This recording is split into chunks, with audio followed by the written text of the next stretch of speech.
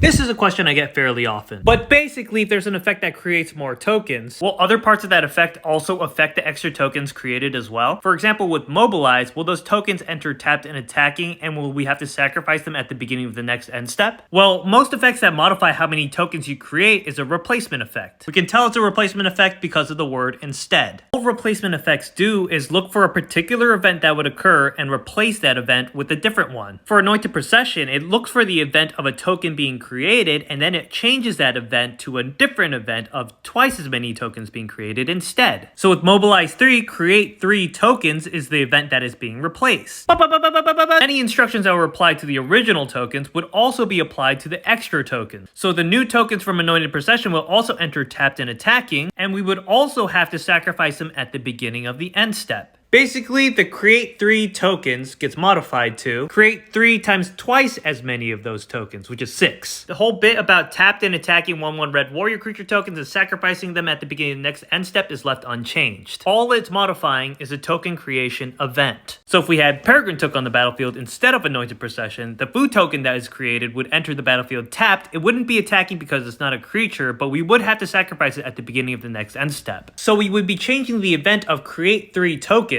to create 3 plus an additional food tokens. And again, the other things are left untouched, the tapped and attacking, and sacrifice them at the beginning of the next end step. Now in a multiplayer game, Mobilize doesn't tell you which player each of those tokens need to be attacking. So if an effect putting a creature onto the battlefield attacking doesn't specify which player it needs to attack, then you get to choose which one of those players you're attacking. Unlike something like Myriad, where it does tell you that each of those creatures need to attack a specific player. So when things like Myriad and Anointed Procession are involved, you create a token for each player that's attacking that player, and then you double each of those tokens, also attacking each of those players.